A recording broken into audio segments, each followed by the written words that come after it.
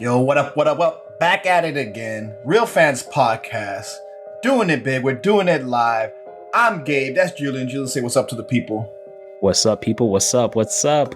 Hopefully, we've got the internet gods on our side. Gabe, don't lag on us. Praying to so the far, gods. so good. So far, Please so don't good. lag me. Please don't McDonald's, please increase your boost. He needs to reach it to his window. Lots of sports topics we're going to talk to. We're going to talk about NBA, NFL, Final Four. But I think the biggest elephant in the room is we got to talk about is JoJo. After many negotiations, contract negotiations, lawyers were involved and everything. JoJo will not be going forward with us on the podcast. It's just going to be me and Julian going forward. So it's been tough because he hasn't been able to get on. So we're just going to have to just like.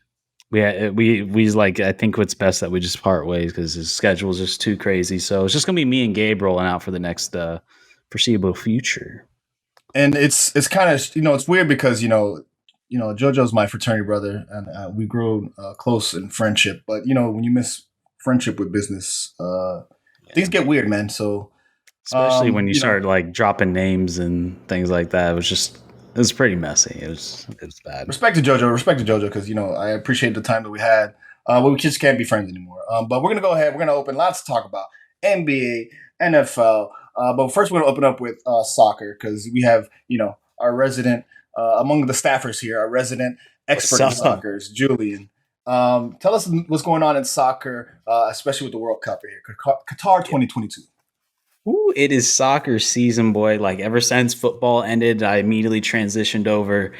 I've been watching Champions League, watching MLS season start up, watching World Cup qualifiers, and now today we just had the World Cup draw. There was 4 pots, and they just drawed all the groups for the group stage in Qatar at the end of the year. This year, obviously, is a weird year because of the massive scandal that FIFA had with Qatar about having the World Cup over there, and due to the being literally in the middle of the desert, they had to transition the World Cup from summer to winter. So that's going to be really interesting. It's going to be the first time, I think probably ever, that it's going to be in the winter time. Really curious to see how some of these like European guys handle that, or just anybody in general, how they're going to handle this new switch up. But anyways, World Cup qualifiers just ended in the CONCACAF region and pretty much everywhere around the world. There's still only 3 spots there's still 3 spots that need to be filled in the intercontinental playoffs. One of them is your boys' home motherland country, Costa Rica. We finished 4th in CONCACAF, just able to squeeze in there. And now we got to go face New Zealand, which should be slight work. New Zealand is not nearly on the same level as Costa Rica. So hopefully we go in there, whoop ass, and then we go get our ass whooped in World Cup because we are in the group of death. At least I think it's the group of death. But anyways, for the United States just qualified in third place, actually losing their last World Cup qualifier in San Jose, Costa Rica, 2-0, which put them in the other pot B or pot 2. Anyways, they just went into Group B, and they're going against England, Iran, and they're still waiting at the winner of the outcome of the UEFA playoff, Wales, Scotland, or Ukraine.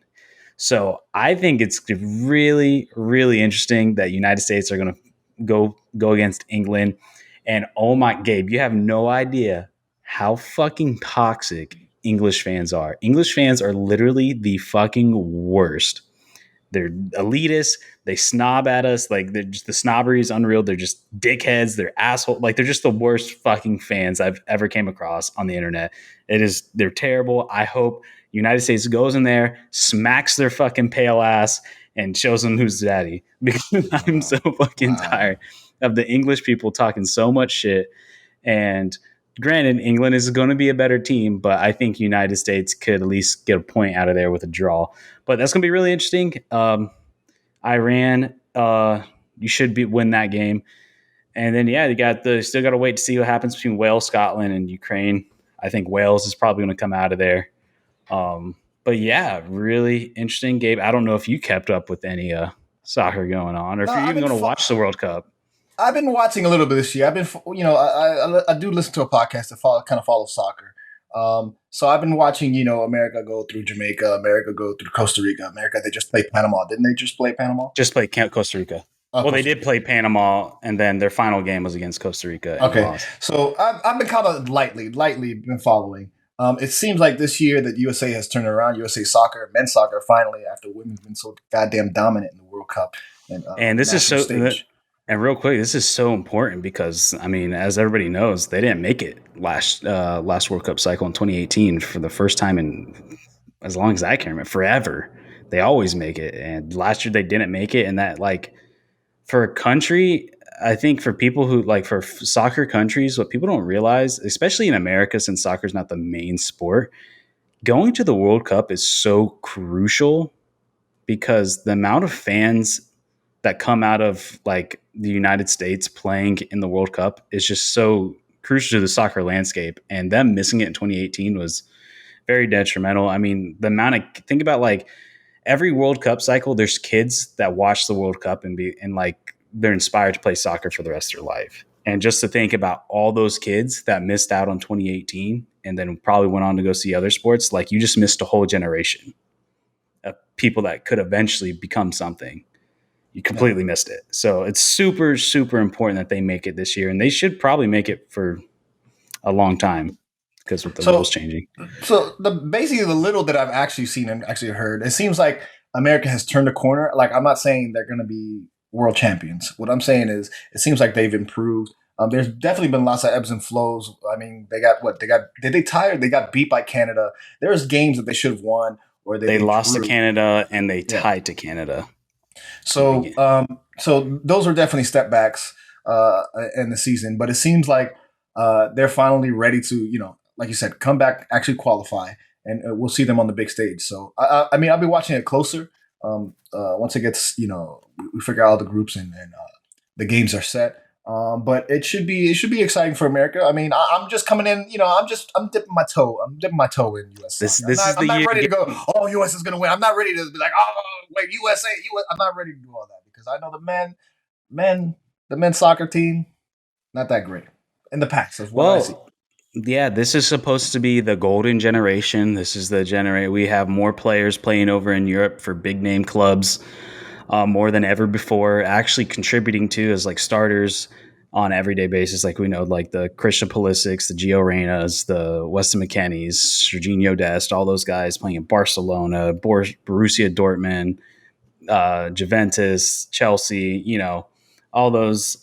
So this is like what they're calling this the golden generation. And because this is the first time ever we're actually having, and then like a sprinkle MLS players. But for the most part, a lot of Euro guys, which is great. I mean, like I remember growing up and watching like Landon Donovan and Clint Dempsey and Josie Altidore and Tim Howard and all those guys. But I mean, no disrespect to them. The only person that was probably on their level is Clint Dempsey and Landon Donovan.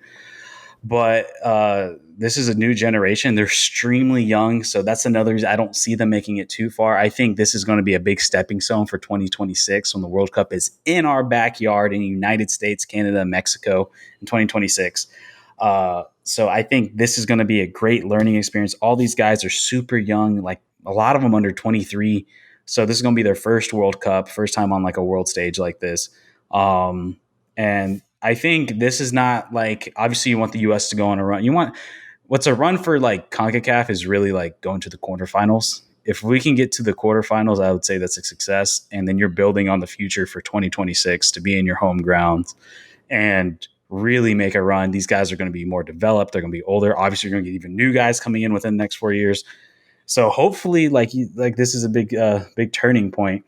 Um, but yeah, I'm excited to see Gabe start getting into some soccer though. That's cool, Gabe. That's cool. We'll see, man. We'll see going forward.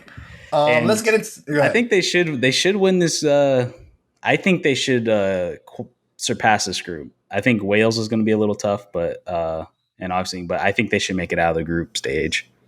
There you go. You heard it first. A Julian guarantee. USA making it out of the stage. And real quick, from my country, Costa Rica, they just got put in the group of death with Spain, Germany, and Japan.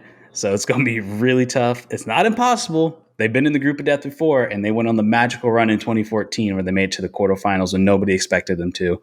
So it has been done before in Costa Rican history. Hopefully they could do it again.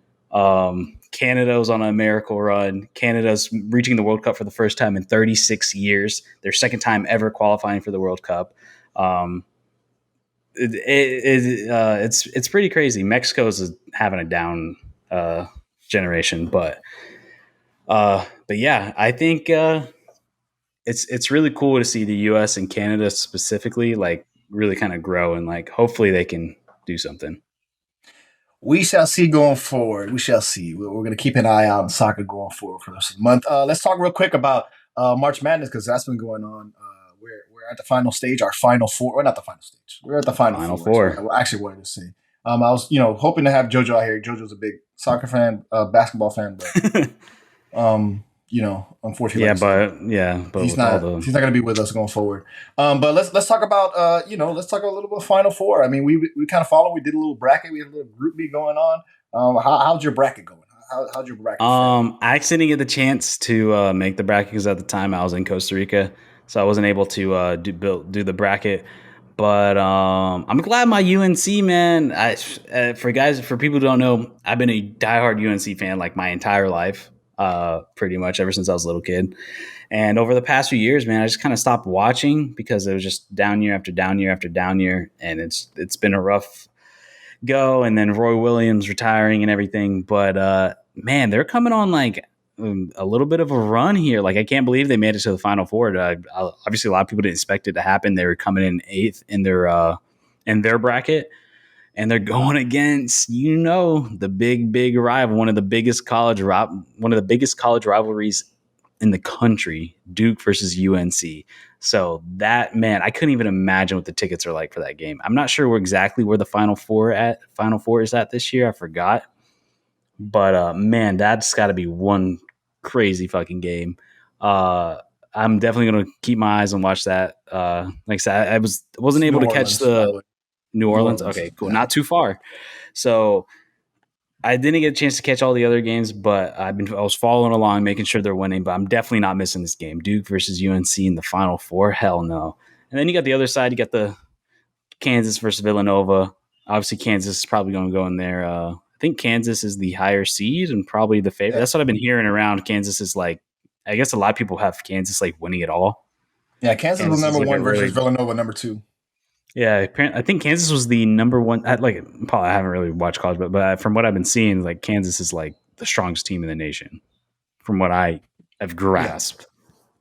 But Gabe, who you got? Who you got, Gabe? I mean, these are all pretty prestigious teams. Like these are all basketball. Yeah, these are they've been the around. The legends big, yeah. These are legendary schools. programs. Yeah, programs. I'm interested to see. I think Kansas will pull it out. I think Kansas is a favorite for a reason. Um, and I'm gonna see what's gonna happen. It's gonna be how the game is tomorrow. Duke versus North Carolina. 2 versus the 8. Ooh, can't wait. So I mean, I don't know who's gonna come out of there, but I think Kansas is gonna be too strong. I got Kansas winning it all.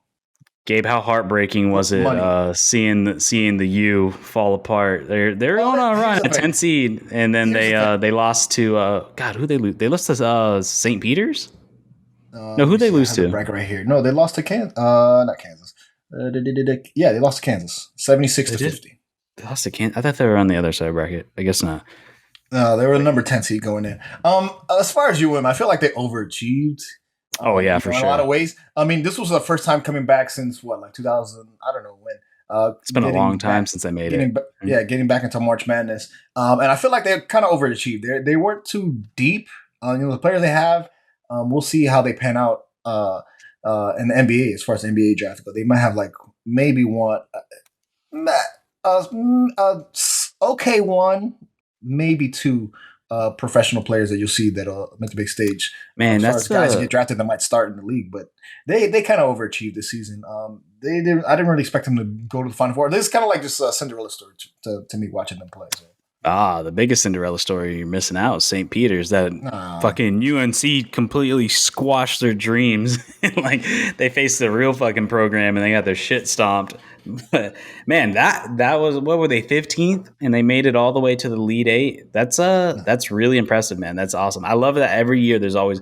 That's why I love college basketball so much because it's just one of those where it's like, man, like it's just so exciting. Like college basketball is like just so exciting. And I mean, I think because you have that one and done aspect of it, and it just makes it just so much like more. And I think that's why I personally like it a little bit more than the NBA, is because of that. And you don't really have all the other like drama off the court kind of stuff and all that other shenanigans. But the idea is just like, man, if you just it's one and done, you got to go every single game, and like if you lose one, it's over.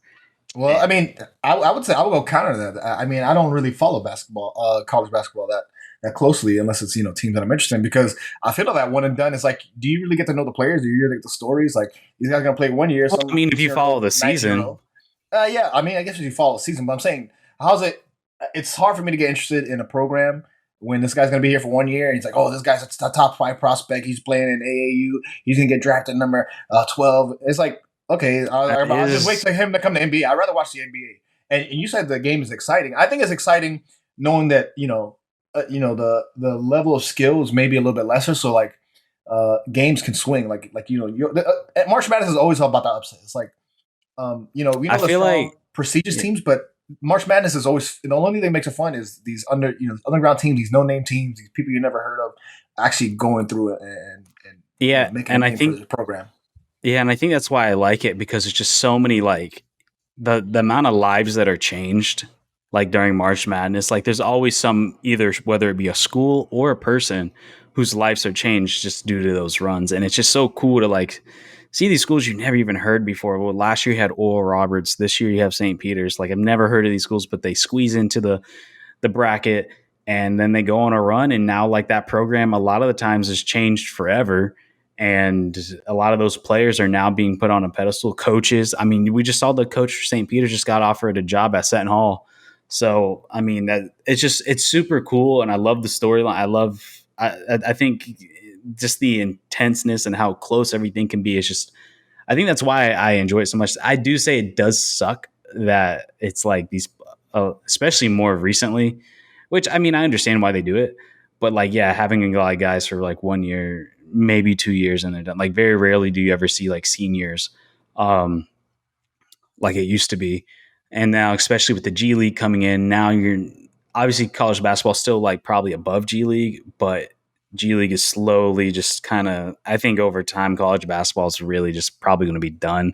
And the sad thing is like, we got to just enjoy the March Madness while we can, because I think eventually a lot of these kids, which rightfully so, go make that money over in the G League.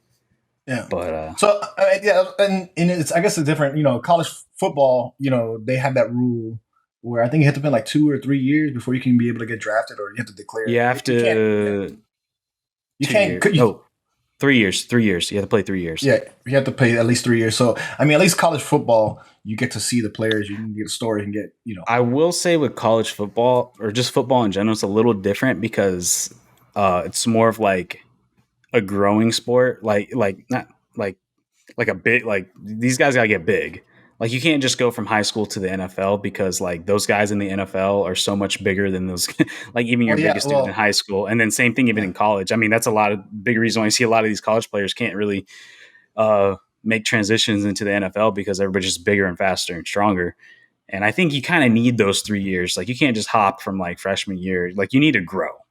Like you Yeah, need to and bulk up. You need to get stronger. You need to understand the strength. You need to, because it's more of a head to head versus like yeah, basketball it's and a soccer is contact a sport, little bit more more of contact. a, yeah, Not to basketball and say that soccer is a little basketball bit doesn't more have of a contact. technical. Yeah, It's a more yeah. technical sport.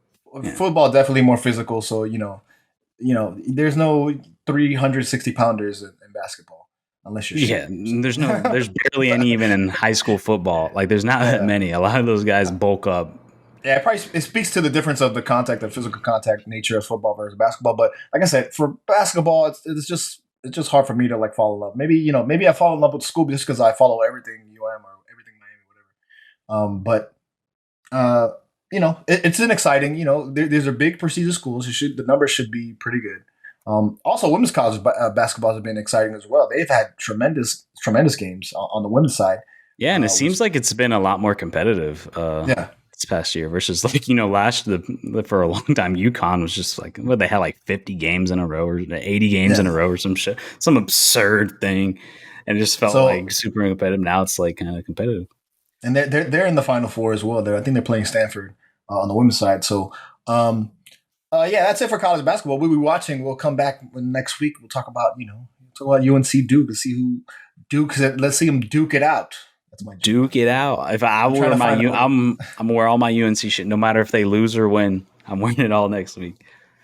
All I right, just wanted to let's wreck my Costa Rica for today. let's transition over to NFL because NFL is always producing news, even though there's no games on Always, TV right now. it's NFL. wild. One of the biggest things they're talking about Monday Night Football. Joe Buck and Troy Aikman doing Monday Night Football. Julian, how do you Finally, feel about Troy Aikman and Joe Buck together? dude, they fixed Monday Night Football. Finally, there's just been a glaring hole in Monday Night Football, and then it kind of got filled with the Manning brothers, but they didn't. They only did half the season. They didn't do every game. But God, man, Lewis Riddick and I don't even remember the other two. See, that's the That shows. was I don't even Steve remember the other Levy, two. Steve Steve Levy, Levy, like they were Louis just Riddick, Booger bad. McFarlane. I think Booger McFarlane was in the booth now. They got rid of him. It was just boring and it just wasn't exciting. Monday Night Football hadn't been exciting since Mike Tirico and John Gruden were in there. That was the last time like where I was like super pumped and like John Gruden was so good on the mics that you probably never do that again, obviously. But that was the last time like I watched Monday Night Football and was like, oh yeah, like these guys are really entertaining to watch. And then obviously last year with the Manning brothers, that was just awesome and all the guests they brought on. But man, now it looks like Fox is going to be the odd man out unless they make some crazy moves. It's kind of cool to see like commentators are starting to turn into like athletes now where they're signing contracts for multiple deals and like multiple years and like you're gonna be here like it's kind of cool. And now Joe Buck and Troy Aikman, who've been on the mic together for fucking as long as I can remember, honestly, on Fox at that 4 o'clock slot. Now they're switching to Monday Night Football. So crazy. Now I'm curious who's going to take over that. Like I can't even imagine like this upcoming year where we're going to turn on Fox and not hear like that iconic voices. Like Yeah. it's going to be weird. Yeah, Troy Aikman, Joe Buck. I like them on football. You know what I mean? To when I think of football, I think of them. As far as Monday Night Football, obviously they had a weird transition. They had Booger. Who was it? It was Booger McFarlane. They had Booger McFarlane like on the mic. You remember he was like on the stand like a couple years ago. He was like on a thing that was going sideways on the field, and people were complaining because they were blocking the view. Do you remember this?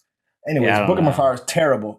Now they have we've kind of talked about how like ESPN like they just have awful like analysts and report like I just don't think any of them are good. They're like very few of them are good.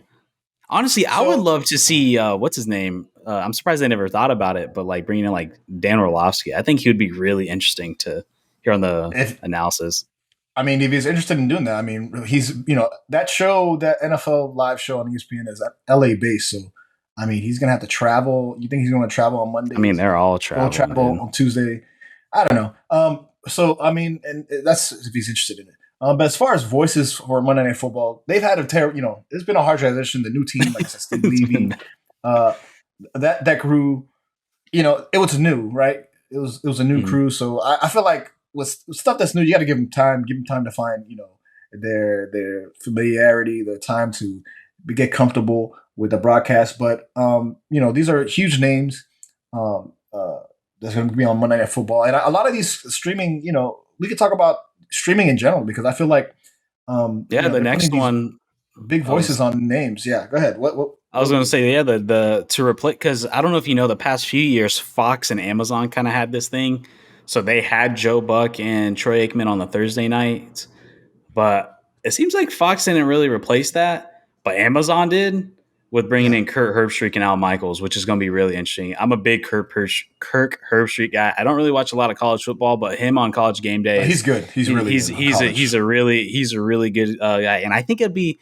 I was listening to an interview with him on the Pat McAfee show, and honestly, I think it'd be really interesting to see a guy who like follows college football. I mean, knows all the storylines for all these kids. He can tell you like literally anything about college football, and I think if he can anecdotally like introduce that into the NFL game and recognize some of these players and be like, oh, I remember back in college. I think if he does it tastefully, that could be really interesting that he can bring to the table that nobody else can.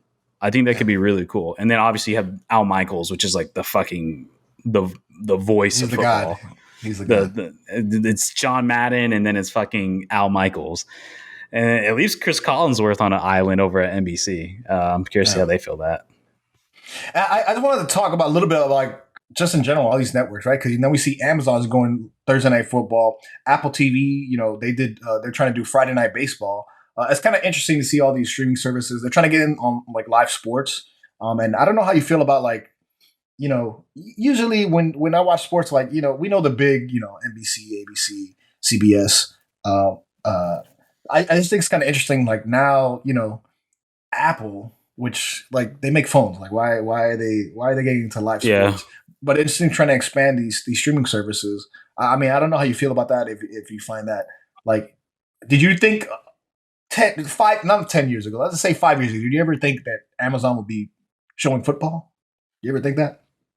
not Amazon in particularly, but I did see because I was very big in like my whole life. I mean, as long as YouTube's been around, I've been really big into YouTube. Like I love YouTube. I Yeah, probably watch YouTube more than anything. So like I kind of saw a future where I remember being like, man, I wish I could just watch all this on YouTube. Now we're kind of entering that future where it's becoming a thing. I don't even know if you know, but like last year, MLB started doing some games on YouTube. Like they were showcasing games on YouTube, and like you can see the viewer count, you can see live chat. I think that's so cool to me because I love watching live streams. And honestly, I love the idea of this because it's just like I can watch it anywhere. There's nothing more yeah, infuriating than like I have to be home because I have to watch the game, or like if we're leaving, I have to do something. And like I've been having Sunday ticket as long as they've had it. I've had it on my phone and everything. Uh, Surprisingly too, like I know you don't really follow soccer, but I do. Soccer is like really one of the first sports to really like dive into the streaming services.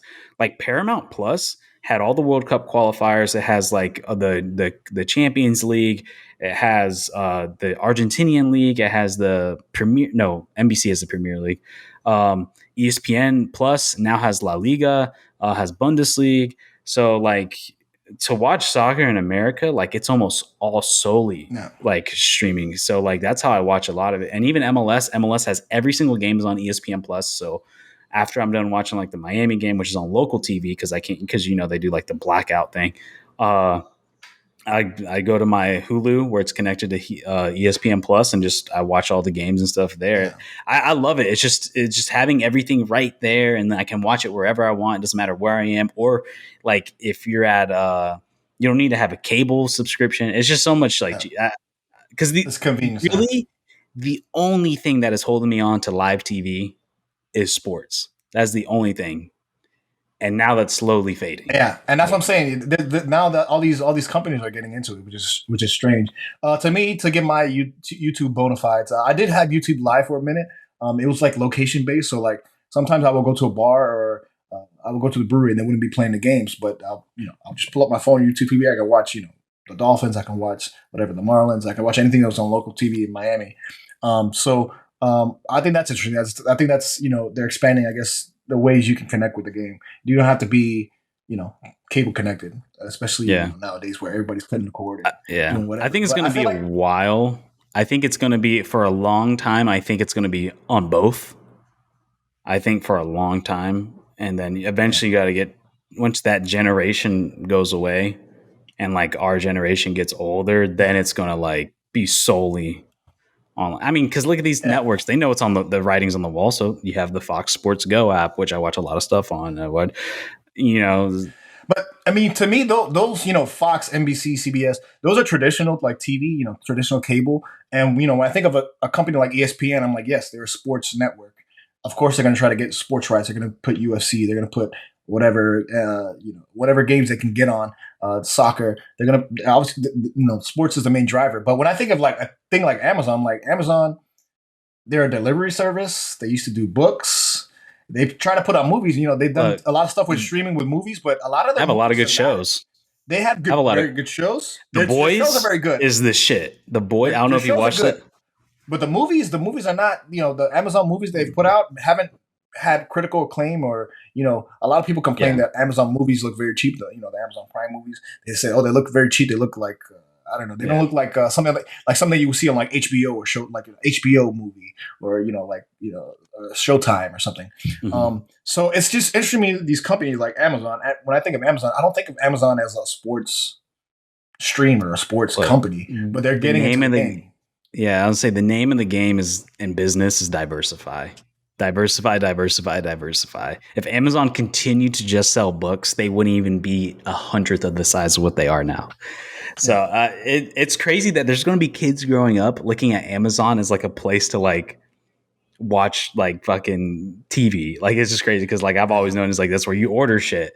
Like it's just it's and like real quick too is like I think it's kind of cool because like the next major sport that's going to be like seeing a big deal is the MLS is having it's going to be a massive TV deal because it's going to be right after the World Cup. So you're going to have all the World Cup hype and everything. So they're probably going to be a huge streaming incentives in that. So I'm really curious to see what happens because they're predicting that TV deal to be pay out $300 million a year every year, which currently it's 90, and it's going to after the World Cup and they do the new one, it's going to be they're estimating around 300 per year. So that's a huge jump, and I'm curious who's going to take advantage of that because right now ESPN and Fox have most of it.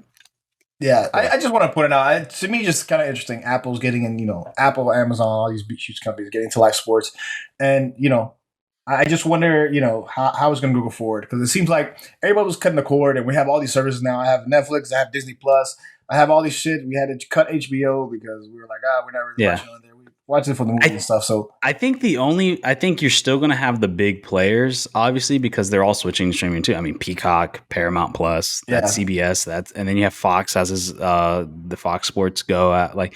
So I think the only thing that kind of sucks because even if you watch those streaming online, I don't know if you've noticed, like you still have to like sign into a cable provider, which is the only annoying. Luckily, I have it because my apartment comes with it for free. But if I didn't have it, I'd probably have to like borrow somebody's like yeah. fucking Xfinity shit. So let me ask you a question. Let's do a top five. Top five services you use. Top five services you like. Is there a top Okay, five you can think of? I'll give you a second to think about it. I'll name the top five services that I use. Uh, Hulu. I love Hulu because I love watching FX on there. Sometimes the movies or whatever, the oh interface is terrible. not that great, but I do like watching Hulu a lot. I'll go Netflix. These are top five, not any order, just top five, no particular order. So Hulu, I'll go Netflix. Netflix, great movies. They have a very critically acclaimed stuff that's for the Oscars. Movies I saw. One of the best movies I saw last year was oh man, what's the one? It was like Cowboys. It didn't get nominated for Oscar, but anyways, Netflix, great for movies. Also TV shows that I love. They have Arrested Development. I love watching Arrested Development rewatches. Um, I'm gonna go HBO. HBO has really good movies on there. Quality always great. I do like their interface. Great movies. There's some really good shows too that you have to dive in. If you actually want to watch Game of Thrones, I was watching like Search Party. What was that? Was that Hulu? I can't remember. I haven't watched a show in a HBO. while. Disney Plus, just I like Disney Plus, but I don't really go into deep into Disney Plus. See, I I watch. love how you're trying to like justify why you like Disney Plus. I'm trying to say why I like it. Disney Plus, I don't really go deep into it. I did rewatch like when Falcon and Soldier came out. I did like rewatch like okay, let me get back into the lore, the Marvel lore. Good for Marvel stuff, Star Wars stuff. I do watch. I do love Mando, Book of Boba Fett stuff. So I go in there, but very specific, like just for a couple things. I do like their app. They have a lot of stuff, cartoons, stuff for kids. Encanto was amazing. I did love Encanto. I love Coco. Coco, love Coco. I love, So there's some stuff I like. I go in there a little bit. There's only like a little bit of stuff in Disney. Not, yeah, the I don't National know. Geographic stuff Yeah, too. I hate. You know what I do hate? I hate when they put on a movie and they're like, "Oh no, you have to pay for this $30. You can watch it You in know, two because it's days." in It's theaters. like I already bought Yeah. the app. Like, just give me the goddamn streaming. Well, It's because it's in weird. theaters. Yeah, Yeah, there's like and I'd rather contractual just things with yeah, I'd them. rather go to the movie theater. I have a bunch of free tickets to go to the movie theater, so I go to the movie theater to watch this shit. So that's four. Number five, man, Amazon.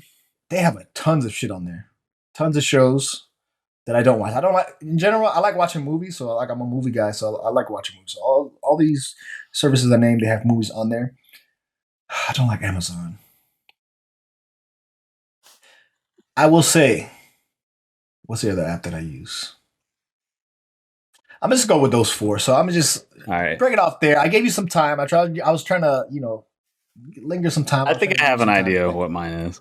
What are All your right. streaming service that you use that All you enjoy? right. My favorite is Netflix because I love the interface. And Netflix is so intuitive and I love the interface. It's so easy to Smooth, clean. use. Um, it's starting to lag because they're having to replace the stuff that they're losing with original stuff. The original Netflix is like a joke where it's like one of those where it's like you always have to just like it's they take whatever, like you give them a script, they're like, all right, cool, we'll do it. So Netflix, um, even though some stuff hasn't been that good, uh, fuck. ESPN Plus, I honestly use a lot because I watch a lot of games on there. Yeah, Um, that's really probably one of the Hulu, better sports one. Hulu's bad, man. I wouldn't put Hulu. Hulu's the fucking I ads are watch it a lot though. terrible. I'm not saying it's the best, but I'm just saying Their I watch it a lot. I originals use it a are lot. their originals are god awful. Um, I'm gonna have to say Paramount Plus solely because they Paramount Plus sucks. Other than for the fact that they had all the soccer stuff, and they have a new Halo show which is sick, and they have all my Star Trek, and that's So what do you and mainly then use it for though? Is it mainly for sports? You use Paramount Plus mainly for sports, or are you using it to watch shows and other stuff? I've been using it for shows, like I said, Star Trek, the older ones, not the new ones; those suck, and the new Halo show, and then all the World Cup qualifying stuff was on Paramount. Okay. So I was watching, and then like all the Champions League is on Paramount. So that Amazon, I like Amazon. They have a lot of good shows. They have The Expanse, The Boys. Like I love that shit. Number Yeah, like I five, have Amazon. I have Amazon. I I guess just don't use it as much. I really the one I use the most is YouTube. I watch YouTube more than fucking anything. So So I you know that have doesn't wait, necessarily what count, YouTube but do you have? I What just YouTube have do you have? I just use standard YouTube with YouTube Premium with like no ads. I YouTube use Premium. that Okay. honestly the most. I don't do the live TV thing. I just get the premium with no ads. I mean, I would probably throw Hulu in there just because like here and there, but I think we're kind of diverting a little bit. Let's get No, back into okay. Let's get back into it. Let's let's talk get more back about into sport. sports. Yeah, this is a sports podcast, but All right. Let's talk about our NFL. We're talking about NFL. Um, One of the biggest news over the weekend came out of Tampa. Bruce Arians retires and Todd Bowl steps in. Julian, interesting. how do you feel about Bruce Arians? I mean, he just came off a championship. I mean, Tom Brady I announced he's going to get come back. What's going on? What's going on in I Tampa? get it, man. I mean, he's very old. I think he's turning 69 this year. He won the Super Bowl at 68. I get it. He's old. Like, I'm a little surprised at the timing of it. I'm surprised it's this late. Going into the draft after the combine, after free agency and everything. I'm kind of a little surprised how late it is. Granted, they didn't really make big splashes in free agency, if any at all, other than Tom Brady coming. Um, so, but if this was to happen, obviously Todd Bowles steps right in, knows the system, players know him, he's there. He is a quality defensive coach. He's a former head coach who kind of got, who I think he kind of deserved a second chance. I think he's a really good head coach, and I think giving this team, he's gonna have a better chance because his last stint in New York with the Jets, obviously it's the Jets. He was coming off. He had right after Rex Ryan. But I think he is like proved to have an extremely dominant defense. I think he is well deserving of the job. And it's a smooth transition. You want to kind of keep that culture going and everything. And yeah, I'm a little surprised, but I think they're going to be just as good. Byron Leftwich is still there, so he's going to maintain the offense. That's going to be to me the bigger thing is not even so much Todd Bowles stepping up. I'm curious to see how Byron Leftwich is going to be without having Bruce Arians right there, because this is going to be really the first time on his own he's going to be calling offenses, because he always had Big Daddy Arians right above him while he was over there with his headset unplugged. So uh, that's what I'm most curious to see. But then again, you have Tom Brady coming back. That's an awesome safety blanket. It would have been a little bit more sketchy if Tom Brady wasn't coming back. He had Kyle Trask in there. So you have essentially a rookie, then with a rookie, I don't want to say rookie, but like with the offensive coordinator who is going to get free reign. So that would have been, but I think they're going to be pretty much the same. I think they're going to be just as good. Um, I I think he set a good culture there. I think you know what? I'm gonna tap into my little conspiracy theory brain right It's here. I conspiracy. just find it really suspicious that Tom Brady announces a retirement. 2 weeks later, he comes back, and then like 2 weeks after that, Bruce Arians retires. I don't know, man. It just seems strange. I don't know. What Yeah, what do you it, it, what's the conspiracy though? I don't know. It's strange, man. It's just strange. I don't think Bruce Arians ever liked Tom Brady. I think Bruce Arians, especially I'm thinking back to this stuff this past year with Antonio Bryant. As soon as I heard that Bruce Arians was retiring, I was like, oh, he's retiring because Tom Brady's coming back. And if Tom Brady's coming back, that means AB is coming back. Antonio Brown's coming back he's coming back to Tampa because technically he's under contract. That's a Did, good. did they That's did they officially release him? Did they officially release him? Or Oh I yeah, he got cut like right after okay, that whole fiasco. He was yeah. gone. I was like, I oh, honestly didn't think of that. You're kind of building something because there. I didn't. there I was didn't think. stress between him and AB. But then you could say, oh well, now Bruce Arians is part of the front team, so he's going to have to be But I signing those also think, contracts or ahead. yeah, he's the front office. He's going to be in the front Yeah, office. He's not like a fish. He's retiring from head coaching, but he's going to be in the front office. But yeah, I mean, no, I don't think AB's coming back. I think players are kind of done with him. Honestly, I don't know where he but goes. I mean, is Tom Brady done with him? That's the question. Is Tom Brady now that Tom Brady's back? Is Tom Brady done with him? I Because don't. I mean, Do they need him? Like, obviously he helps, but like you still have Mike Evans, you still have Godwin. Uh, Godwin's coming off I an guess injury. He should be Gronk is still going to be there. I'm right. guessing Gronk Gronk's was still supposed to there. retire, but I guess he's unretired. I Well, haven't he heard anything never about said he that. was. He people speculated that he was going to go to the Bills was like one thing, Or get traded to the Bills. but Or, yeah, get traded to the Bills. I don't know. I mean, who knows? I think Antonio. The only way Antonio Brown comes back is like mid-season and teams that need that last little oomph that can get them over the hump to either make it to the Super Bowl or make it to the playoffs. There's no, I just, or maybe somebody will throw a flyer on him in training camp. That's my 2 cents. I don't. He's definitely not going back. Like you said, Bruce Arians is still playing a role. the He's going front to be in the office. front So office. that's well. I'm just saying where my mind went. I was like, oh wait, if Tom Brady's coming back, that means he's probably going to bring AB back. That means the coach doesn't want to coach AB. That means he's like, oh, I'm gone. But he didn't officially. He's not leaving the franchise. I guess he's not leaving the team. He's just leaving the position. So I mean, we'll see going forward. I think this. I mean, they're still relevant.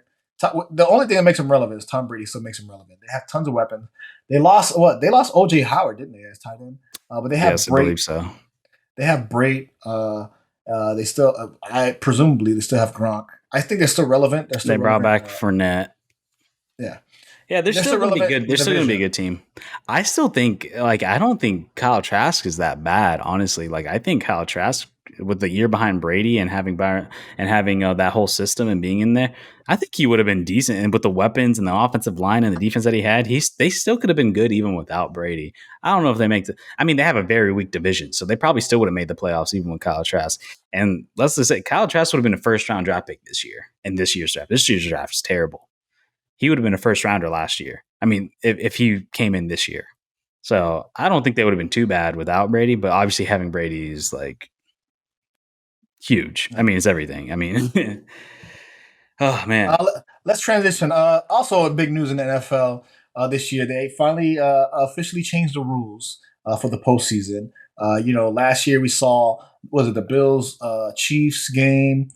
Chiefs won the ball. They scored the sudden death touchdown, and we never got to see Josh Allen play. But this year it's going to be new rules, guys. Both teams get to touch the ball, but only in the postseason.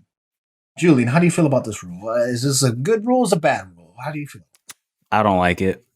I don't like Wow. it. Wow. You surprised me. You don't like it. Wow. I Really? wasn't Yeah, I expecting don't that like answer. it. Oh, I know what you like. What's going on? I don't like it because there's two sides of football, man. The defense is a side of the ball. Like I get that the game has become a more offensive game. It's becoming a more aerial game. But like don't lose that DNA of football where it comes to like those gritty defensive stops. Like there's two sides of the team. And there's two sides of the game. One side's to stop it, the other side's to score. And like I think I liked it how it was because I thought it showed like, all right, maybe the field goal was like just too lenient. But like, if a defense if they can't hold a team from scoring on a touchdown just from one drive, like, then you shouldn't get another shot. That's my like. You shouldn't get another shot. This is a moment where you need to step up, and then it kind of helps. It kind of helps make it not such a one sided sport, and it kind of like, all right, we're not just going to put so much money at the offense. We want to we got to have a defense that can come in at those moments. They don't have to be a stout defense. They don't have to be a top 5 defense even, but they just have to be good enough to make important stops. And that's kind of like my thought process. And it's like you're taking away an element of the sport that is 50% of it. And you're not making it as important by allowing the other side's offense to have a chance. I see that. That's why I disagree, because just like you say, oh, you're giving the offense the ball.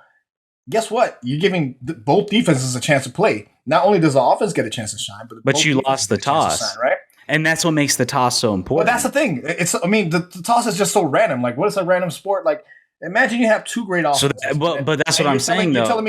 You're telling me that the team that wins is just the guy who randomly won the offense. If both offenses are that's the thing. It shouldn't. That's the thing. If your team is good, it shouldn't come down to that. You shouldn't have to worry about if their offense gets it, we're fucked. Well, then yeah, you should lose because you didn't have a defense that was prepared for this situation.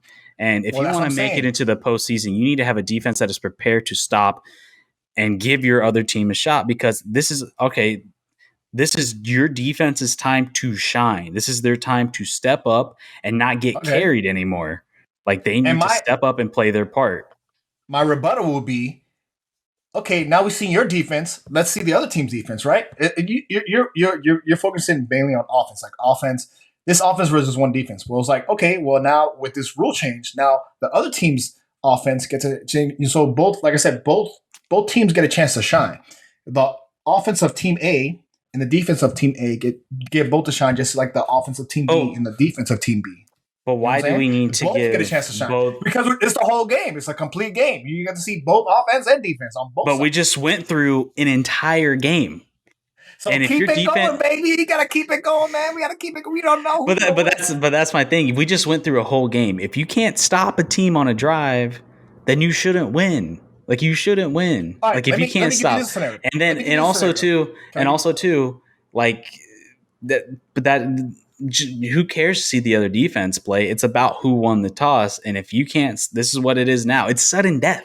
It should be sudden death. It shouldn't be like, okay, you get a shot now, Billy. No, like, this is it. This is what it is. You stop or you go home.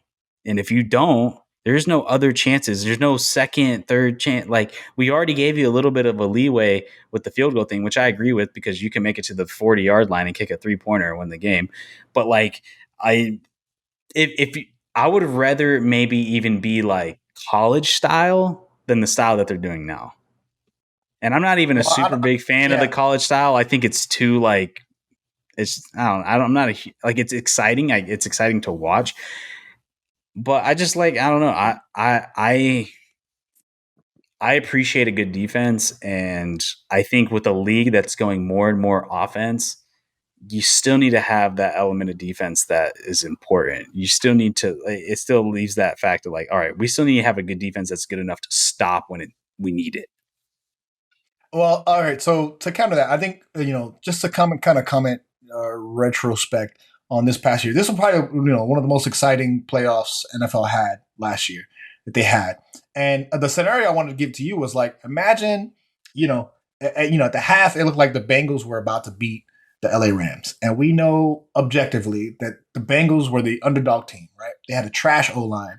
The defense was pretty good. They had a good front line. But as far as offenses, that LA Rams team, as far as defenses, that LA Rams team was bought. They were like the Yankees. They bought that team to be a good defense.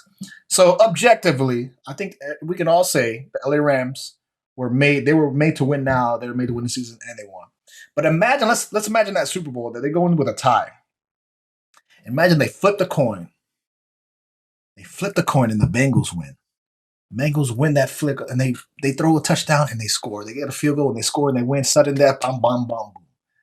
You don't know the controversy they would have if objectively we all, as an NFL watchers, NFL Twitter, NFL people who watch it, we're like, yo, LA Rams was a better team But just because the Bengals won a flip, they won the Super Bowl, and we But, know the LA Rams. by doing that, Wouldn't that be no, disagree? real Like, wouldn't quick. you be like find that like kind of weird? Like, oh, that's kind of No, fucked up. They just won because of no, flip coin, a flip of because a coin. you are not holding the defense responsible for not letting them score.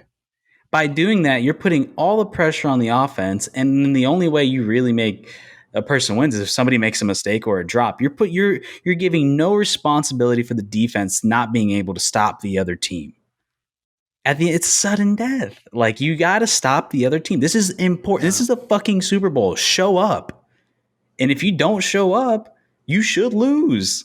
And like, And by it's the a way, two-sided sport. It's not just offense. It's just a two-sided sport. by the way, this is still consistent. Their rule is still consistent, right? Because they said at least both teams get a possession. So if at least both teams get a possession, if you want to do suicide after both teams get a possession, then I'm fine with it. That's the rule they had previously. That's the rule they had previously. But I think well, it's what it is now. Fair. Essentially, if you don't score a touchdown, then it's sudden death. First point wins. I hated this thing like, oh, if you score a touchdown, but then a field goal, it's like, no, give them both the ball, give them both a chance, give both teams, both offenses, both defenses, both special teams, give them both a chance to score. Give them the ball in their hand at least one last time. You're guaranteed at least. If you go into overtime, you're guaranteed the ball at least. Whether you're losing, you're the lesser team, you suck. You're at least guaranteed the ball at least one time to do something with it. And if you don't do anything with that, then it's fine. And I'm fine with you losing. But we're not here to play 5 quarters. You're here to play 4. And that's another thing you have to consider too, is like when you're allowing you're allowing the game to play longer, which obviously the NFL likes and fans like. But like, you gotta think about the players too. Like, now you're like having the players to essentially have to play, because think about it, if you're going down full drive, it's gonna be a tight, intense thing unless your team just absolutely implodes and just lets them run off in the first 30 seconds. 2 drives is going to be about a half a quarter. Right? Wouldn't you say that? Like, yeah, but they make it lesser. I think they make it like 10 or 8 minutes. It's lesser than it's not. And you're going to see a lot more ties. I think you're going to see more ties. I don't know. And this is not for regular season. I understand during the regular season you want to cut the games because you don't want people to get injured. Obviously, you only have 16 games. It's a long ass season. People get hurt. It's already arduous. You don't want to line it up for just having more. Post game. We're talking about playoffs. We're trying to see who's the best of the best. We've already determined in the playoffs these are the best teams. Let's see them. I want to see them both. I want to see them both go down. I want to see them both get punched. We saw. You just saw 48 minutes of it. You saw 4 quarters of it. If you can't win within 4 quarters, and then you still can't win, even with the extra time, then you don't deserve to win. I don't care if you wanted another shot. Bills defense. Surprising. Bills had the number 1 defense in the league, and they couldn't stop them. Or at least at one time. I don't know if they did by going into the postseason, but at one time they had the best defense in the league, and you can't stop them. Okay. No, like you can't stop them. Let me. All right, let's take this rule. I just want to talk about the rule in general. We're talking about football. Let me, Mr. Soccer Man. Okay, Costa Rica gets in a. They're trying to qualify. Okay. They end the tie game. How do you feel that game should end to determine a winner if Costa Rica is trying to get into a World Cup qualifier? A World Cup qualifier. How do you feel a game should end? What should the rules be? You mean in a World Cup qualifier if they get? Yeah. What's soccer? What do you think is fair? What do you think is a fair rule? Do you think like if they tie 2 overtimes, or should they go to sudden? Well, no, you get a or point. Should they go to kickoffs, to the kicks, the penalty? Are you talking about like in a table where you get points, like 1 point for drawing, 3 points for winning, and 0 for if you lose? I'm asking you. Are you talking about in a tournament style where it's like win it, like World Cup, like you win or go home, and then Costa Rica is trying to qualify. They're trying to get into a group, a seed, right? Yeah. And let's say they end a game in a tie.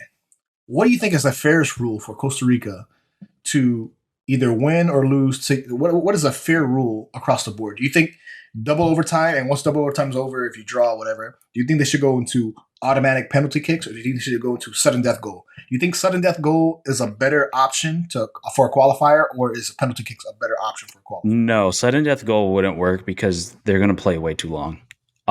It's going to go on for way too long, because say if it ended in a 0-0 draw and then you're going into a second and then it's sudden death, like that shit would go on forever. Who knows, until somebody just gets gassed out. I'm not even really a big fan of the extra time where you get an extra 30 minutes after the 90 minutes where you get like to 110 and then 105 to then 105 to 120. I don't think you should even have that. I think it should be the 90 minutes, then penalty kicks. I think if you can't get it done within the 90 minutes, then that's it. Then you have to go in and score your fucking kicks. Like you gotta make them. You couldn't finish it in the 90. All right, then you gotta do it here. And if you lose, you lose. You didn't score in the 90, and you couldn't score your penalty kicks. That's it. It's even. I kind of like the hockey rules, where the hockey rules it shrinks down to what, 3? I Three think versus three. it's Well, 3, and four and then it's. four if you conclude the goalies. I think they completely got rid of. They completely overhauled the what's Yeah. it called, the overtime rules, which I'm honestly all for. The 3 versus 3 is awesome. It opens up the game more. They're moving faster because you're having less traffic. That was a really good Oh idea wow. that NHL put together. Should the NFL? Here's my hockey to NFL comparison. Should the NFL reduce 11 on 11? They should just put Like 7 6 on 7. 6, 7 on 7, like the drills that they do anyway. Yeah, Like 7 on 7. that 7 would on be 7 funny. drills. But no, I don't think they should do No, that. No, all right. it's a different I was sport. gonna, It's a different sport. I was only asking that question to see how consistent you were. You sounded pretty consistent. If you football to soccer, hockey, you sounded pretty No, I consistent. just think So like that's all I wanted. man, you gotta put in your work in the regulation. If you don't, and then you got to live with the consequences of what happens in overtime. All right, let's go into more NFL news. Big in the weekend. Bills getting a brand new stadium. I saw the news a little bit. I don't know this number specifically, but I saw there was a lot of public money. 1.6 billion Yeah, for and there the was stadium. a lot of public money going towards the Bills' new stadium, as far as the state, the county, the city. Um, Julian, I mean, I feel like the Bills, they're highly invested in Josh Allen. They paid him tons of money. They actually have a good team. I think they're going on a run. How do you feel about the Bills getting a brand new stadium for their, I mean, you know, mind you, I'm not looking at it at any sort of political standpoint where it's like, oh, because I don't know. I don't live up there. I don't know any of those rules. But I do think it was one of from what I understood, I never been in that stadium, but everybody was saying it. And it was an old ass stadium.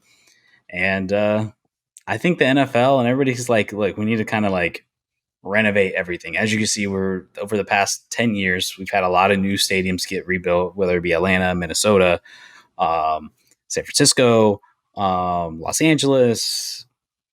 I can't remember anything else at the top of my head, but I think it's time.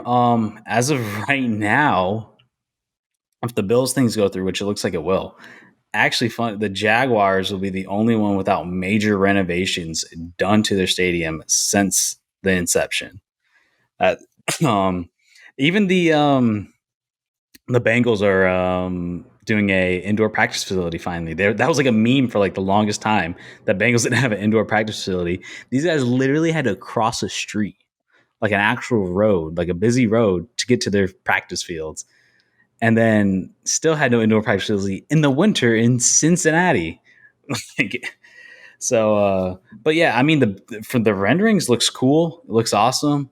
I'm not hearing too great things. Like a lot of people aren't liking how the deal came out, but it seems like a lot of Bills fans don't care. They wanted it anyways. And I do think it's cool that even though Buffalo is cold to shit and it snows all the time, one of the most snowy places in the country, they are still leaving that shit open to the outdoor elements because that's Bills Mafia. That's what they want. So I think that's kind of cool because they could have easily closed that up. But I think they realize that's just like that's part of like playing in Buffalo is you got to deal with that snow and that cold air. So that's kind of cool, and I'm glad they're that's a super diehard fan base. Good thing that they're getting the stand because I don't know if you remember, but there's talks of them moving to Austin if they couldn't get a new stadium. Oh, And I think I did not hear that. They're going to move to Austin. Austin might be like the new LA. Austin Bills. You remember Austin like Longhorns. It'd be the Longhorns. yeah, the Bills matched up with the fucking but yeah, I don't know. You remember like everybody was like before LA got a team, everybody was like, oh, are they gonna move there or they'd be the Jaguars or whoever else, the Rams. Obviously, Rams Chargers moved there. I think Austin might be the new LA where it's like who's gonna move out there? You're gonna be the Austin, whatever, So But yeah, it looks like they're there to stay in Buffalo. Did you see it? Did you see the renders or anything? I mean, I haven't seen the renders. I heard the news about it. I have a lot of trepidation when it comes to stadiums being built. When it comes to especially the Miami Marlins new stadium. Um, And I think it's the good for them. Dolphins had major renovations to the I mean, stadium. I think it's a good innovation. For the Bills, especially since they have an old stadium, it's fine with me. It just the politics of it is kind of what bothers me. The fact that you have these billionaires that they could probably pay for their own stadium, but like, oh, I'm just so broke. I'm so poor. Please, please help. I'm like, man, come on. You guys supposed to be a billionaire. You're supposed to be whatever. You're supposed to whatever industries you guys are in. Like, just pay for your own shit. But I think it's fine. I think in this kind of they're investing in the Bills now. Like I said, they have a hot hand. They have a hot team. They invested in Josh Allen, and it seems like this is something that you want to do. I don't know how long it's going to take for them to actually build and get in there. I assume it's going to take like 2 years. I don't know how construction Probably works in like snow. 2 or 3. Here's my one thing, real quick, like about like I know like the public fund, just from like what I understand. Like I don't know if this is happening in Buffalo, but like at least in like Jacksonville when they're building new practice facilities and all that other stuff, that stuff was like on a city land, and the city didn't want to sell it; they want to lease it to the teams. So you have to go through like all these like political loopholes and like, well, if we can't do this, blah blah. Like I know there's a lot more that goes into it than just like we don't want to pay for it and like so on. So Yeah, like I know that's like a big part of it because a lot of times it's city land and the city owns it and the teams just lease from it. And so like the city wants to put their investment into it because they technically own it and like all this other stuff. But I don't know. I don't know exactly what's going on up there, but like and we kind of talk about it on the show. We talk about Steven Ross and the Dolphins because he's invested tons of money. Like you said, the Dolphins used to have a facility by Nova, which is a little bit north. It's like an hour north. Not an yeah. hour. It's like 30 Like minutes 30 north minutes, of. like 25. I would say 25. Yeah, 30 minutes north of where the actual stadium where they play was. And now Stephen Ross, he went and built an indoor facility next door to where the actual stadium is where they play is. He built the Miami Open is down there, which they had this past week, and we didn't really talk about that. Miami Open, he built tennis courts out there. Yeah. He's built. Well, they They're doing the just, I F1. don't think they didn't build it. They're just using Hard Rock Stadium. Yeah. It's in Hard Rock. So, yeah. And then they're doing the Yeah. F1 that's coming in. They're doing the F1. And then they they're obviously playing, just completely redid the whole stadium just for the Super so Bowl. he's developing that area. Um, uh, and he's done it with his own money. Obviously, he's trying to invest in his company and build the value of his franchise. So in that area. So I'm from here. I kind of hate. There are little politics things that happen with it, and it just kind of sucks to see. Like I said, I've been burnt before down here in South Florida. So. But I mean, I guess good for the Bills. I mean, they get an updated stadium, should be exciting. The Lo-Fi is a brand new stadium. I would love to go to LA and go to Lo-Fi. SoFi. It looks beautiful on SoFi. Sorry, Lo-Fi, SoFi. Yeah. Man, listen, man, I'm in here looking. Yeah. Apparently, the fucking Shad Khan was coming out saying like, "Wow, look at the Bills' new stadium." Like, I think he's trying to hint at like the city, like, He's like, going to fucking England, bro. He's going to England. He's leaving Jacksonville. Dude, they're building this happen. multi-million-dollar training facility right next to the fucking stadium, so that's not going to happen. But I mean, shit, I hope the Jags do some major innovations or something like the Dolphins did. I think that's a good blueprint. I think what the Dolphins did was really nice. All right, here we go. Let's transition to other news. The Chiefs and the Packers are looking to trade for Lockett and Metcalf. Now, currently, they are still signed with the Seattle Seahawks.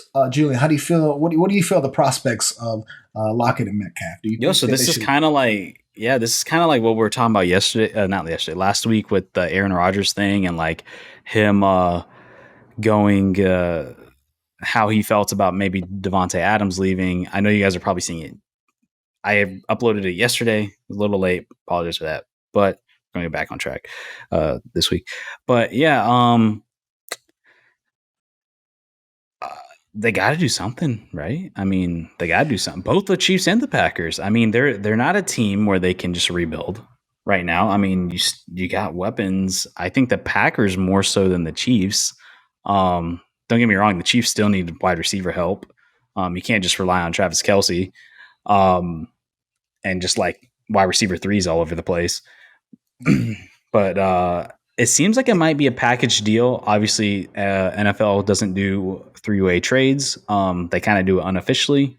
They, it's staggered. Like, all right, they traded for this, and then but I'd be shocked if the Packers were really looking into doing this because the Packers are not known for doing this. They almost never trade for people. They almost never do big free agency signings. They almost solely build through the draft a lot of the times. But I think they might start doing it, one, because of the way that the NFL is becoming. It's becoming a big free agency type of league, kind of like the NBA is. And also, you're in a situation where you kind of need to win. You got your veteran quarterback. Aaron Rodgers is not a young buck. He's getting older. They're in a win now mode. They need to make moves. They need to do something because Devontae Adams is pretty much all they had, and then a bunch of wide receiver threes. And now he's gone, and now you're just stuck with a bunch of wide receiver threes. So yeah, I think the Packers need it more, but I think the Chiefs are more likely to do it. Which, if the Chiefs do it, holy shit, that AFC West is going to be even crazier than what it already is now. I'll just kind of look into the contracts because I wanted to see exactly specifically. I think the best contract, the best guy probably going to get traded is going to probably be Metcalf because he's still young. Yeah. He's on the end of next year, 2023. He should be unrestricted free agent. But next year his cap is going to be $4 million, like 4.4 million. So cheap. Cap hit. And Tyler Lockett is probably, he's been a little bit longer. He's 33 years old. He's supposed to be a free agent in 2026. So that's a little more of a longer contract. That's more money invested. Wow, really? It looks like, yeah, it looks. Holy shit! How long is his contract? This year he's supposed to get paid $60 million. Next year should be $9 million, and then another like $17 million after that. Until they backloaded that thing. Agent. So that 26. Holy shit! That Lockett contract is the Lockett contract is huge. It's a big contract, but that Metcalf, I had no idea. Metcalf is super attractive. That Metcalf. So he's on a rookie deal, isn't he? Should be, yeah. He's pretty young. He got drafted like 2020, 2021. A fucking behemoth that can run the speed of a goddamn cheetah. Yeah. So that Metcalf trade, I can definitely see happening. I feel like he's going to cash out. He's still very strong. Like, this guy is a beast, man. Physically, this guy is a fucking sculpture of a man. David. He looks like the sculpture of David.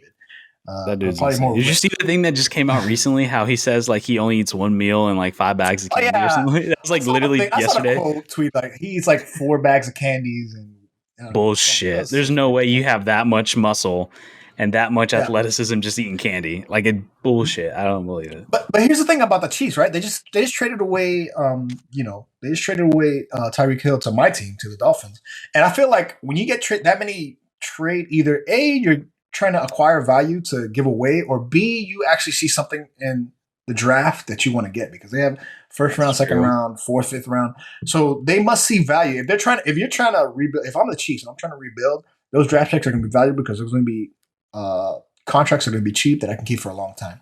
Or you can use them as trade pieces, little pawns. You can offload it, whatever. But I feel like if you're the Chiefs, if you're in rebuild mode, you're getting rid of Tyreek Hill. You still have Kelsey. I still feel like you need weapons, even though you have you have Patrick Mahomes. You still need weapons for Patrick Mahomes.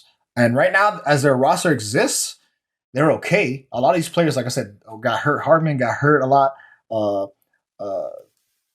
These are guys that have been around for a long time, so I don't see them. They're not as good as you can get. Like, you can get young talent in the draft. So either A, they see talent that they want to get in the draft, or B, they're just acquiring pieces to move stuff around. And I don't know how much more free agent wide receivers are out there that are like valuable. Like I said, that Metcalf is good. That Metcalf is a good. You want to acquire Metcalf if you can.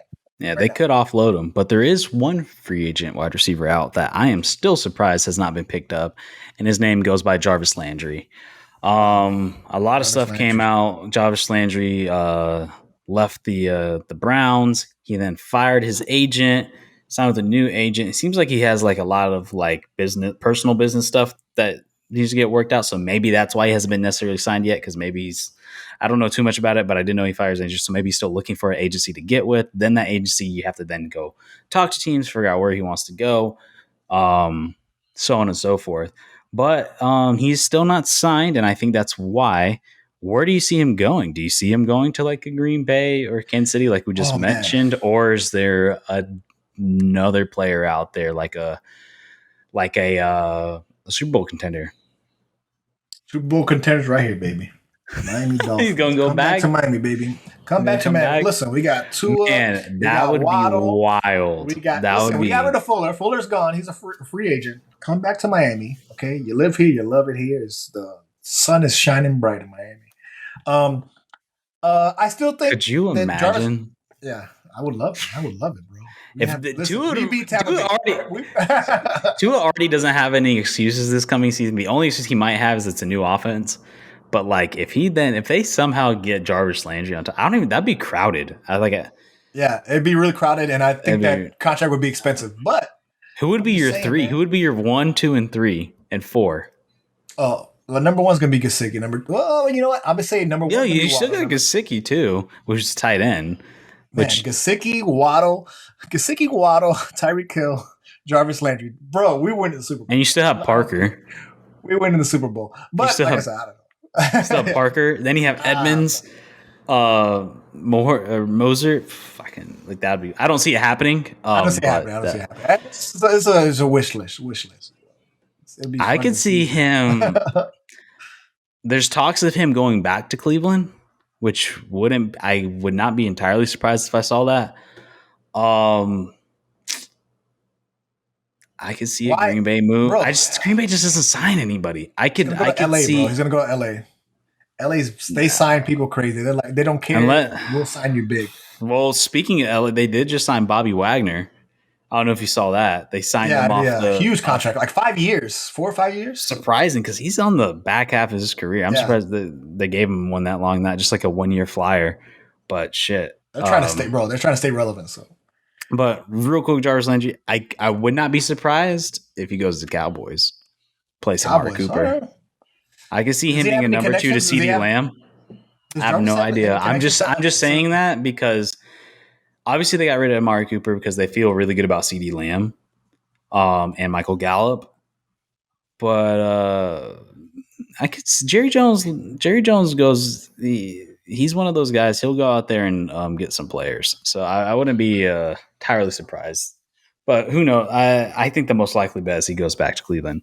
But that's what everybody's saying. But maybe you know what? I'm gonna believe into the hype because Landry is from Louisiana. He went to LSU, close enough to Texas. It's just paramount.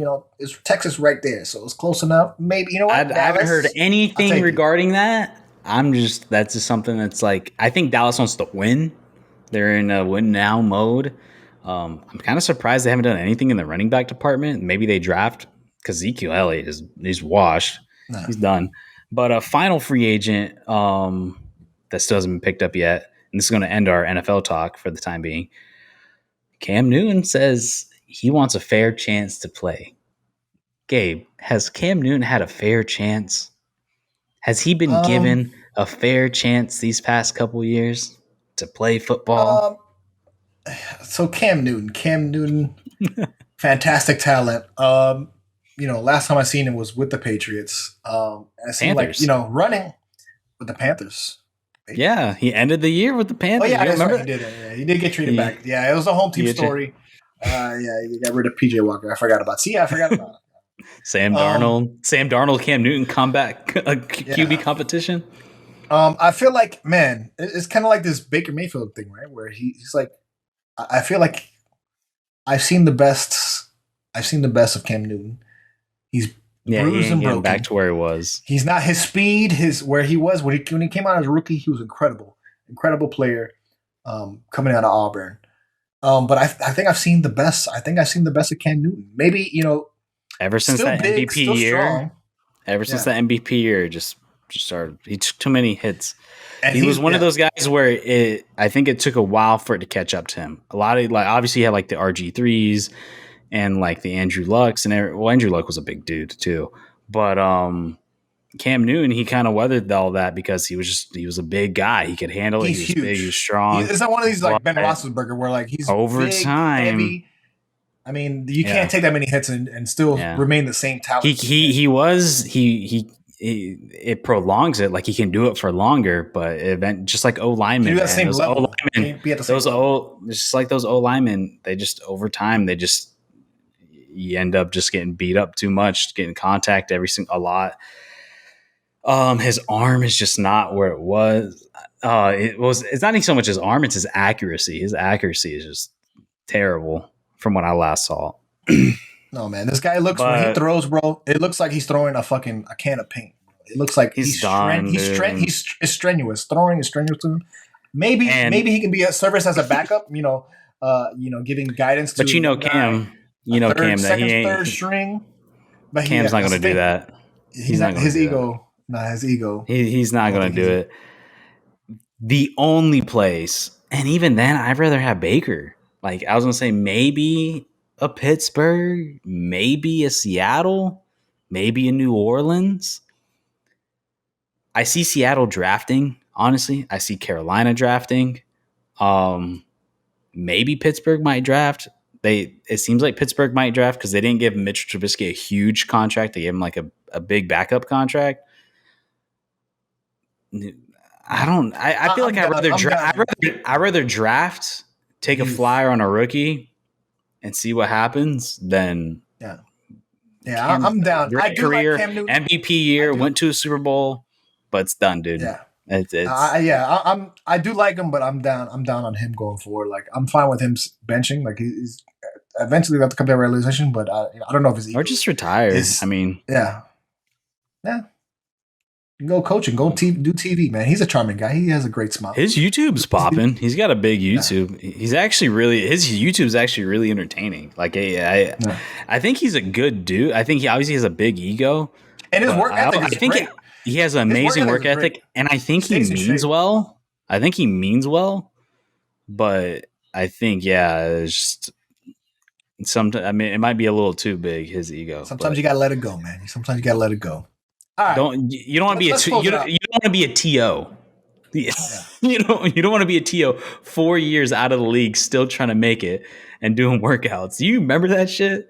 I remember this man hadn't played in like 2 or 3 years, and he was still holding on. Like I can still play. Well, and nobody picked him up for like 2-3 years. Funny enough, you talk about that. I mean, we talk about Seattle needs a quarterback. I mean, Colin Kaepernick in the news this past weekend. He was doing tryouts, and really? Pete Carroll came out and knew. He's like, you have any comment on Cam Newton? And his comment was, he's running around. Cam Newton or Cam? Excuse me, Colin Kaepernick. I'm sorry, Colin Kaepernick. He's running around. I think it's done for Colin Kaepernick. Oh man, he's gonna get signed. He's gonna be a backup somewhere. I promise. Colin Kaepernick, rooting for him. Okay, he should have been in the league as a backup, but don't get it twisted. Like he was not playing well in San Francisco, and he deserved not to be a starter. Should he have been a backup? Yeah, 100%. He should be a backup. But I'm not rolling out Colin Kaepernick as my starting quarterback. Hell no. All right. Well, especially let's close it out. In a long time. Let's close it out. I feel like this podcast has gone long enough. We're going to end it with NBA news. Obviously, as we come closer and closer to the end of the NBA, we're getting close to the playoff picture. Is looking like in the East, as if the season ends today, it would be like Miami, Brooklyn, be Milwaukee, Cleveland, Boston, Toronto, Philly, Chicago, going forward. So I only want to bring up Philly dropped. Yeah, if it ended round now, I mean they're still going on. There's still a lot of close games. It's still very tight at the top. About a month left. But we want to talk about James Harden and the Nets going forward. A lot of controversy, not controversy, Sixers. Just things to consider in the seeding of the playoffs. And we're talking about James Harden and the Nets. How do you feel about James Harden and the Nets Sixers. Going forward? Sorry. I already fucking forgot. Yeah, I said James Harden and the Nets. 76ers, the 76ers. James Harden, the 76ers. Is James Harden doing enough for his team, the 76ers? I already assumed it was the Nets, but it's the 76ers. I keep fucking up. I'm sorry. I mean, to be honest, I haven't been watching any Sixers games, so I'm not entirely sure. But Doc Rivers kind of threw him under the bus from what it seems like. He's saying that he's not performing where he should. Essentially, I don't know. It's not word for word, but he's not performing where we want him to be. And he feels like he's not doing enough, and so on and so forth. Um, I don't know if you've been watching any of the Sixers games, but the most I can infer is they haven't been winning. They've been dropping down in rankings. So yeah, maybe the trade is not uh, panning. At least as of right now, things can obviously change. Playoffs can change. Um, but I could see how Sixer fans can get a little worried. But this year is a really deep Eastern Conference, and I think anybody can beat anybody in the East. Honestly, this year. As far as competitiveness, I mean, the 76ers are still kind of up there. Like I said, they're still gonna if the season were to end today, they'd be matched up against Chicago. They're 46-30. Philly, the Philly fans, that's a tough crowd, man. Philly fans are a tough crowd. They're very, very demanding, very bullying. It's Um, definitely. I don't understand where they got the nickname "the City of Brotherly Love" because they show no love. it's They it's a show rough, no. it's rough out there, man. I feel it as a Heat fan. I feel the Philly Fire, the Philly Flames. It's a rough city to play in. But I feel like James Harden has been doing fine. Like, here's the thing, especially when it comes to the end of the season, they're definitely going to be in the playoffs, right? It depends on their seeding right now. Like I said, if they're seeded right now, they're going to play Chicago, which I think is a fine matchup. I think they'll blow through Chicago easy. Maybe not in four, maybe in 5 games. But James Harden's been playing fine. This guy's been putting up almost 20 points a game. He averages, Oh, eight the or Sixers nine are assists. four. The way you laid it out, I thought they were farther down. No, they're playing. Yeah, the 4 or 5 seed. They should play Chicago. 46-30. Chicago's 45-32. Um, they should be fine, man. Sixers should be fine as long as you're seeded. You're in the middle. They still have three home games to play, 3 away games to play. Y'all are fine. Just relax. Your first round is going to be Yeah, easy as hell. they're only 3 games back. The You fucking guys are I mean, fine. Doc Rivers is making it out to be way worse than what it was. And then when you were You guys laying, are I didn't fine. realize you weren't saying it in order. I thought you were saying it in order, and I'm like, shit, they dropped down to 7. I was like, No. But and then but Nets yeah, are I mean, 8. James Harden is doing fine. It should be exciting basketball. Like I said, they should blow past their first round. You want to be you want in the first round in the East. You want to be in that middle seed, that 3-4. Bro, DeMar What's it called? DeRozan just Yeah, three dropped what four five 50? six. Yeah, but he's one guy. You got what's his Philly got name? two guys. Philly got two Caruso. guys. Yeah, Caruso. Caruso, Ball. Yeah, Caruso. You Caruso. just said Caruso. I know. I So knew we that got trigger you. Embiid and James Harden. You got DeRozan and Caruso. That's what you just said. I Ridiculous. did that You because I sound knew that ridiculous, trigger sir. you. Oh shit. So listen, Philly, y'all be just relax, guys. Relax. Y'all should be fine. First round should be easy for y'all. Just Doc relax. Rivers just looks like a stress ball. Like you just look at him, he just looks like he's just like tense. Like, he just looks like he's about to have a heart attack at any second because he's just so James stressed Harden, out. Phillies, y'all should be fine. All right. Also, we just want to talk real quick. Giannis surpasses Kareem in all-time points for the Bucks. I mean, how do you feel about Julian? How do you feel about Giannis in general? Like, how do you feel about him, his place in the game, him with the Bucks? How do you feel about him going forward in the NBA? I still believe he is the best player in the world. I think he's the greatest Wow, talent in wow. the NBA. I still think he is. He is just dominant. He is the most athletic. I think he is the biggest freak of nature. Like that, I he may not be playing the best this year, but just off of sheer talent and who he is, like to me, he's the best player in the NBA. And I'm not surprised he was going to surpass this. He's still super young. Obviously, Kareem Abdul-Jabbar. We all know him from the Lakers, so that's going to be a bigger task to beat his. Because believe Kareem Abdul-Jabbar is the all-time scoring leader, right?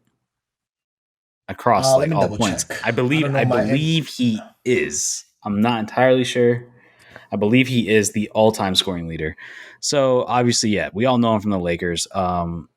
Don't get me wrong, that doesn't take anything away from him being the all-time scoring leader for the Bucks. But I mean, what major player really came out of Milwaukee outside of Kareem? So and then obviously Giannis. Who knows? He probably got like another 10 years left. Yeah.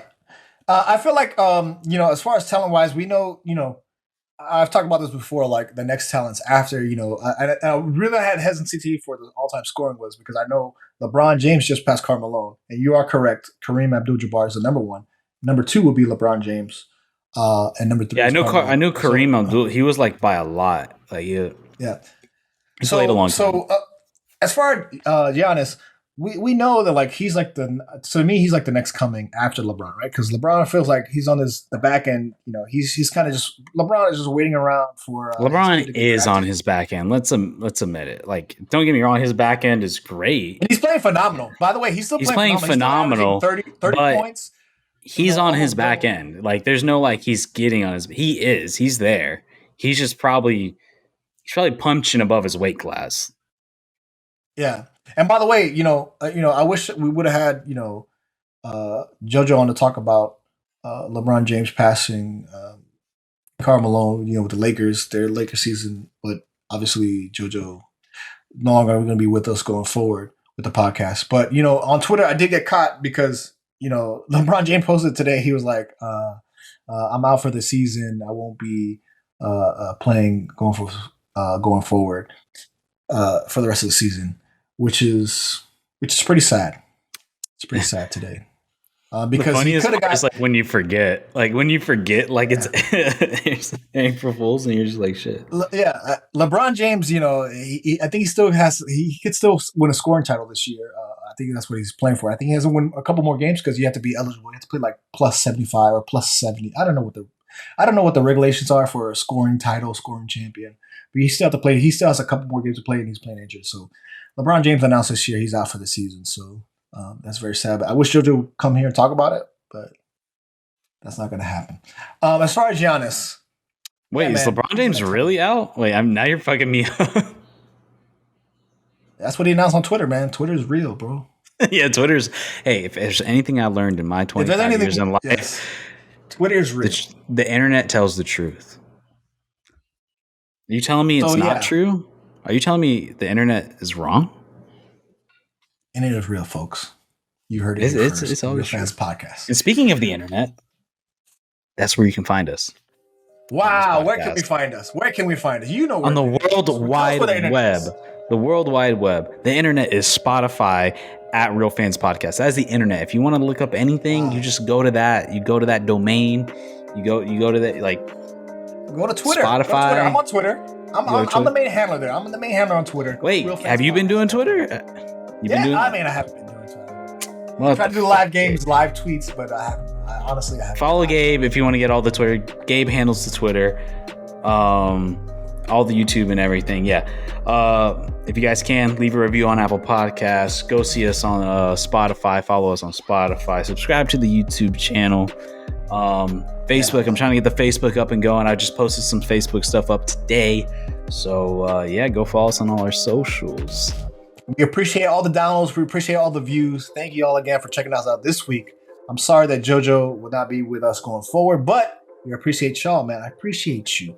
Thank you. We'll see y'all next week. Me and Julian only. Next week on Real Fans Podcast.